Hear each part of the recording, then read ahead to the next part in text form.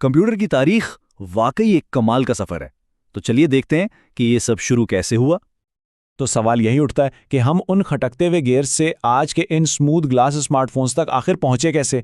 ये एक ऐसा सफ़र है जो सदियों पर फैला हुआ है और इसकी हर नई इजाद आप देखें तो पिछली वाली की बुनियाद पर ही खड़ी है।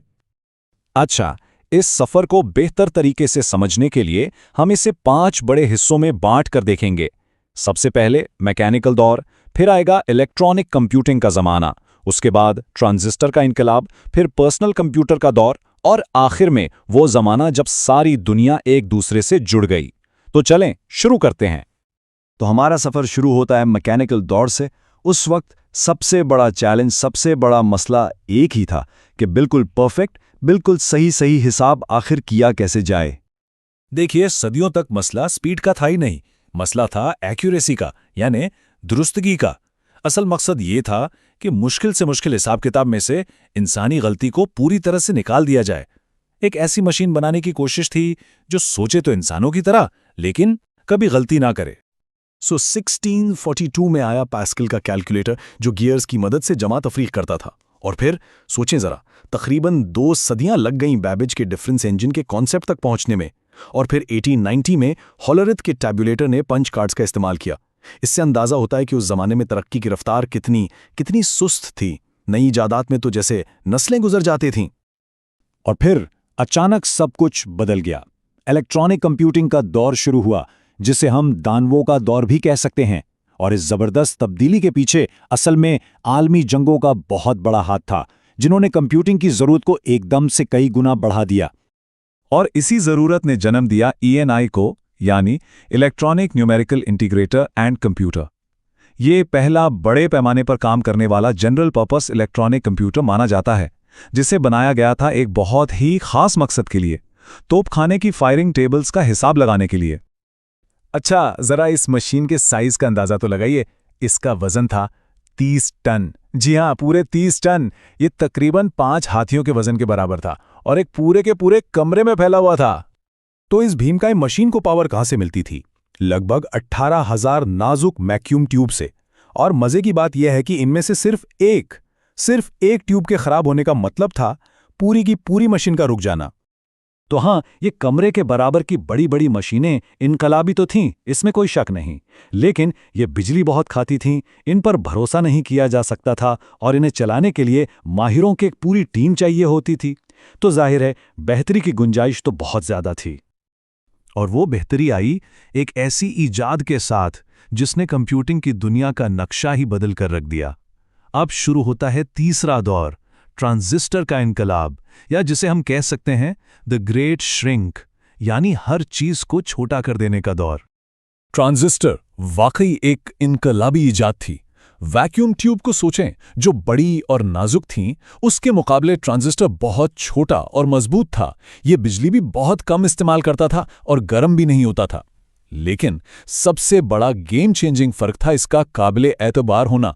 बस इस एक ईजाद ने सब कुछ बदल दिया। यही ट्रांजिस्टर वो छोटा सा भरोसेमंद इलेक्ट्रॉनिक स्विच था जिसने जैसे भविष्य का ताला ही खोल दिया।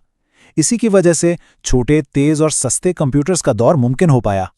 तो अब आता है चौथा दौर, पर्सनल कंप्यूटर की आमद, यानी एक ऐसी मशीन जो सबके लिए हो। यहीं से कंप्यूटिंग बड़े बड़े इदारों से निकलकर आम लोगों के घरों तक पहुंची। और यहां अगली बड़ी छलांग थी माइक्रो प्रोसेसर। जरा सोचिए, एक पूरे कंप्यूटर की प्रोसेसिंग यूनिट को एक नन्ही सी चिप पर समेट देना। यही वो कमाल की टेक्नोलॉजी थी जिसने पर्सनल कंप्यूटिंग को एक ख्वाब से हकीकत बना दिया। लेकिन देखिए, सिर्फ टेक्नोलॉजी काफ़ी नहीं होती, एक नए विजन की भी ज़रूरत थी। और ये विजन लेकर आए स्टीव जॉब्स और स्टीव वोज़नियाक जैसे लोग, जिन्होंने सोचा कि कंप्यूटर सिर्फ लैब्स के लिए नहीं, बल्कि घरों और दफ्तरों के लिए भी होने चाहिए। उन्होंने छोटी और यूज़र फ्रेंडली मशीनें बनाईं, और बस इसी सोच से एक पूरी की पूरी नई इंडस्ट्री ने जन्म ले लिया। हाँ, लेकिन ये इनकलाब शुरू में सस्ता बिल्कुल नहीं था। 1981 में जो पहला IBM PC आया, उसकी कीमत आज के हिसाब से लगाएं तो तकरीबन $5,300 बनती थी। मतलब ये एक बहुत बड़ी इन्वेस्टमेंट थी, लेकिन इसने हमारे काम करने और जीने के तरीके को हमेशा हमेशा के लिए बदल कर रख दिया। और अब हम अपनी कहानी के आखिरी और शायद सबसे अहम मोड़ पर पहुंचते हैं, वो दौर जब कंप्यूटर्स ने पूरी दुनिया को आपस में जोड़ दिया, यानी वेब का आगाज। तो सोचिए, जब लाखों डेस्क्स पे कंप्यूटर्स आ चुके थे, तो इस बड़ी सी पहेली का आखिरी टुकड़ा बस एक ही था कि इन सबको आपस में बात करने के काबिल बनाया जाए। इन अलग थलग मशीनों को एक नेटवर्क में बदलना था। अब देखिए, इंटरनेट तो पहले से मौजूद था, लेकिन वो एक तरह से हुकूमत और बड़े इदारों तक ही महदूद था। असली चैलेंज ये था कि इसे आम लोगों के लिए आसान कैसे बनाया जाए, और ये काम किया टिम बर्नर्स-ली ने, जिन्होंने वर्ल्ड वाइड वेब ईजाद किया। उनका बनाया हुआ सिस्टम, जिसमें ब्राउजर्स, सर्वर्स और हाइपरलिंक्स, यानी वो लिंक्स जिन पर हम क्लिक करते हैं, शामिल थे, उसी ने इंटरनेट को सच में हर किसी की पहुंच में ला दिया। उनके अपने ही लफ्ज़ों में अगर कहें तो उनका मकसद था एक ऐसी मुश्तरका मालूमाती जगह बनाना जहां लोग एक दूसरे से बात कर सकें और मिलकर काम कर सकें। ये एक ऐसा विजन था जिसकी बुनियाद खुलेपन और मिलजुल कर काम करने पर थी। जरा सोचिए तो सही, सिर्फ चंद दहाइयों के अंदर हम हिसाब किताब करने वाली अकेली अकेली मशीनों से निकलकर इल्म और लोगों के एक आलमी नेटवर्क तक पहुंच गए। ये तरक्की की एक हैरान कर देने वाली रफ्तार थी। ये तब्दीली कितनी बड़ी है, इसका अंदाजा इस बात से लगाइए। तब कंप्यूटर का साइज एक पूरे कमरे जितना था, अब ये हमारी जेब में फिट हो जाता है। तब उसकी ताकत सिर्फ हिसाब किताब तक थी, अब ये अरबों लोगों को जोड़ता है। तब उसे सिर्फ चंद माहिर इस्तेमाल करते थे, अब ये तकरीबन हर किसी के हाथ में है। तो आज कंप्यूटिंग छोटी हो चुकी है, ज्यादा जुड़ी हुई है और बहुत ज्यादा पर्सनल भी हो चुकी है। तो सवाल यही है कि अगली बड़ी छलांग क्या होगी? भविष्य हमें अब कहां ले जा रहा है?